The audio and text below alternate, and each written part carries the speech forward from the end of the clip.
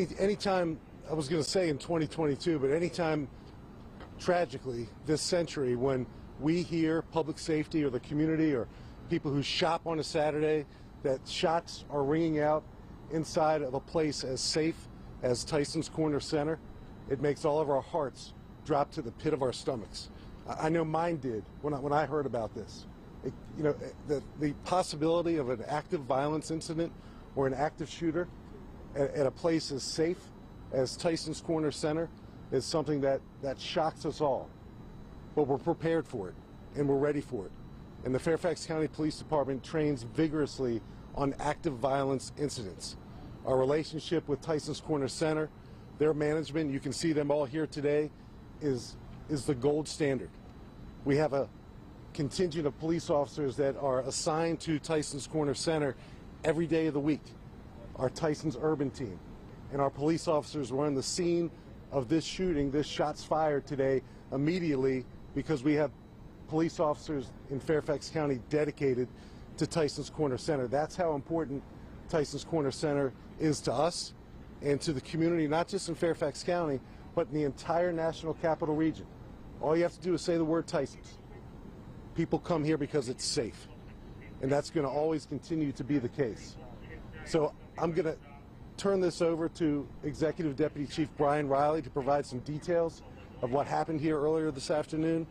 But know this, we will find, we will capture, and we will hold accountable the persons involved for this melee, this reckless discharging of a firearm on the second floor of Tysons Corner Center in the middle of a beautiful Saturday afternoon. We're going to find them. I promise you that. They will be held accountable, and that's going to happen in short order. And the next time we stand before you, we're going to be talking about who they are, and we're going to be talking about criminal charges being placed against them. This shouldn't happen. It can't happen. And we join the community. This isn't acceptable to any of us. Any of us. So enough. We're going to find these guys and hold them accountable. So I'll turn it over to Chief Riley, and then we'll stand ready to take some questions. Thanks. Good afternoon. Today, just after 2:45 this afternoon, our 911 communications center started to receive several phone calls from community members stating that there had been a shooting inside of the Tysons Center mall here. So our officers were already on scene. We had several officers that were assigned here, that were on location. They immediately started to go towards the location where people were calling in and telling us where the shooting took place. Officers also were dispatched that were on the road. They also came in.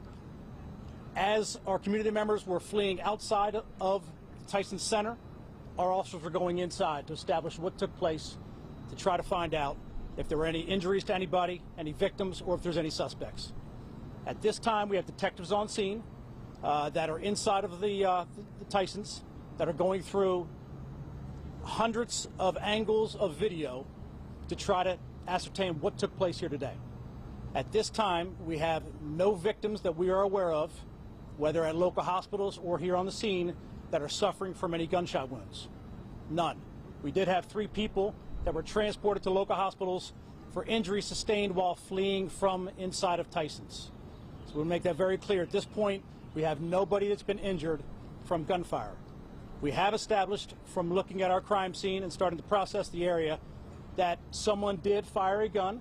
We've recovered evidence that is consistent with gunfire, as in shell casings. So we're still very early in this investigation, but as the chief said, we have a lot of information coming into us from our community members, from the cameras inside of Tysons, and we are going to establish what took place. We're going to be able to establish who did what in this situation, and as the chief said, I fully expect charges sooner than later in this case. Approximately how many shots were fired? I'm not going to get into the evidence specifics, but shots were fired inside. Can you tell us how many shooters there were? Cannot give you that either. So I have not seen any of the video yet. Like I said, there's several hundred cameras in there. We're trying to get the video that shows all of what took place in this incident, and we will get there. We will get there this afternoon. But at this time, I can't tell you exactly what took place or how many shooters there were. Where exactly did the incident occur again? It was on the second floor of the Tysons Corner Center. Is it fair to say multiple shots? We've heard from witnesses. Multiple shots is fair to say, yes. Can you tell us in between, like near what stores it happened? So it was on one of the walkways up there. The It's a pretty big mall, so. Right. So it was just inside. I'm not going to get into any of the stores. I have not been inside the scene. I'm going there next. But it was on the second floor of the Tysons Corner Center. No, on the walkway area outside. That's accessible to the public. Yes. And this started as a fight between two people, groups of people. What can you tell us about? So we're going through that video to try to figure it out. We have several witnesses that stayed on scene. And when I say several, double digits worth of people, 20 plus people here that we're trying to get through interviews now. But we believe some kind of fight took place, at which point somebody displayed a handgun and fired multiple times. Is the mall fully evacuated now? So our officers went through the entire mall to see if we could find any victims, which we very happy to say did not. But then we were also looking for people that may have been hiding in place, which is pretty normal for a situation like this. We cleared the entire mall, and I think the chief will get into it, but the Tysons Corner Center has told us they are not going to reopen for today. They're going to keep it shut down, and they'll reopen tomorrow. Do we know how many people were involved? How large was this? That's something we're trying to figure out as well through all the videos, but I would say it was two groups, which I would say 3 people at least on both sides. Do you have a timetable when you'll be able to share a little bit more about what happened inside the mall? Just a lot of people want to know, like, kind of what happened, where it happened, or confirm. Will you all be able to confirm that information? Sunday or Monday at the latest. We are, in a very short amount of time, very deep into this investigation. We're deep into this investigation with names and with vehicles. We are working with surrounding police departments. You can see today that the Virginia State Police immediately stepped up and provided a great amount of traffic control for us. So kudos to the Virginia State Police. But our detectives, like always, in this National Capital Region where boundaries are tough to come by because they're so blurred, we're in contact with several other National Capital Region police departments, and because of that, in addition to other things, we're deep into this investigation, and we anticipate we'll stand before you again sometime tomorrow afternoon or Monday at the very latest with more information and hopefully news of a closure. Yes, ma'am. Do we know what kind of weapon was used? Now, we know it's a firearm that was capable of firing projectiles that had shell casings. So we have shell casing ballistic evidence on the scene, several shell casings that have been recovered, and hopefully we'll be able to answer that question a little bit later. You have a very large response here from, like you said, multiple agencies. You had to evacuate a mall, a whole lot going on. Folks also want to know, how long do you guys plan to keep this area blocked off? How long will this investigation last into the night? As long as it needs to. And I know that's a cop-out of an answer, but we're going to do a thorough job. Fairfax County Fire and Rescue is here. They were on the scene immediately. And you know, the reputation of Fairfax County Fire and Rescue speaks for itself. They were here immediately to give aid. You know, it's a patient-centric response.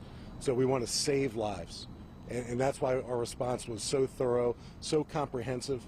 We practice this. Our active violence incident preparation goes beyond police officers, but it also includes fire and rescue personnel as well. Can you tell us what time you received the call and what time you responded? So we received the call at 2:47. We were on scene at 2:47 because we have police officers that were working this location today when this incident happened. So it was immediate response. Just to follow up on 2 things. First of all, you said we're deep into this investigation with names and license plates. Can you elaborate on that? Is that names of potential? I think I said vehicle descriptions and person descriptions. And here's the intention behind me telling you that. I think anytime this happens, the community wants to know, is there a threat at large, either in Tysons Corner Center or in the immediate surrounding community. Thanks to our relationships with our surrounding jurisdictions and the detective work that's happening now, we are not at a whodunit phase in this investigation. We already have names. We have witnesses that we're interviewing right now. We're going through hundreds of cameras that have video footage that we want to continue to pursue. So all those things I mentioned to ensure this community in Fairfax County and beyond that this comprehensive public safety response is going to yield the results that this community expects from its police and fire personnel. Did you say we're lucky there were no injuries today? But we're always fortunate if there's not an injury. When shots ring out inside of a shopping center here or anywhere else in America, and no one suffers a fatal or a non-fatal gunshot wound, that's a good thing. What's not a good thing is that it happened. And we join thousands of American police departments across the country as we prepare for active violence incidents, aka active shootings. It's happening at a relentless rate, it seems, across this country. And it can happen anywhere. It can happen anywhere at any time. And what I'm very proud of, and I know our fire chief, John Butler, is very proud of, is the response of the men and women who were here so quickly and exhibited such grace under pressure and were calm, cool, and collective as they went about the business of making sure that the area was safe, trying to identify people who had sheltered in place and let them know it's safe to now come out, and working with the management at Tysons Corner Center. There's a lot of moving parts that are happening at the same time, and we look forward to, within 24 to 48 hours, sharing some more detail about it. You touched on this. Can you just elaborate a little bit more about the partnership that you all have with the mall? How often do trainings like to respond to incidents like this take place? Yeah. And also, can you give a rough estimation of how many officers were already on scene, doing their normal patrol inside the mall? There are several that are assigned to the mall today.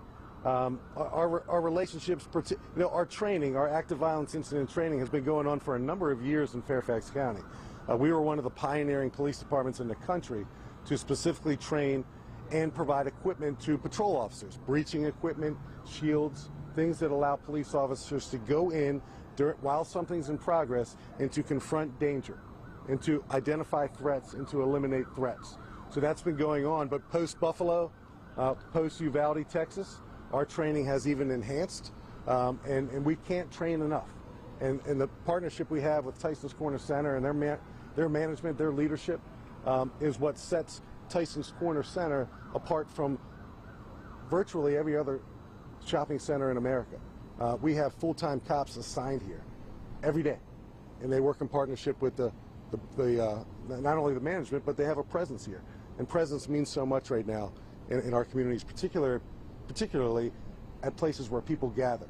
So one message I kind of want to leave everyone with is Tysons Corner Center is safe. We want you to come here. We know you're going to see the police when you're here, and they're there for you, to protect you. Tysons Corner Center enjoys, present tense and future tense, a great regional and national reputation, and we're glad to be a part of that. The mall opens tomorrow. Tysons Corner Center specifically opens tomorrow at 11 a.m. We find ourselves in a situation where, like you said, it can happen anywhere. Just as a reminder or maybe an educational moment for the general public, if they find themselves in a situation like this again, do you think that they responded the right way? What should you do if you're in an environment and you hear those gunshots? So the old adage of run, hide, fight, I think rings true. So it's an individual decision a person needs to make based on where they are at that particular moment of crisis. So if you sheltered in place today, great job, and we're proud of you, and we're glad you're safe. If you decided to run to your car in the parking garage or to otherwise flee, great job. We're glad you made that decision, and we're glad that you're safe. So it depends on the particular circumstances of that person at that moment. And we all act differently under stress. We all do. But the reason why we're able to deliver such exceptional services under stress as a police and fire personnel is because we practice and we build in that muscle memory.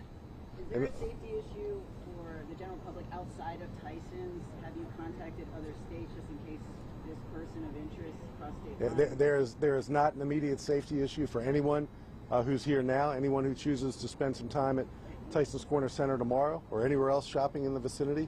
And our surrounding partners have been briefed on our investigative updates, and there is no immediate danger to anyone at the moment. Anything else?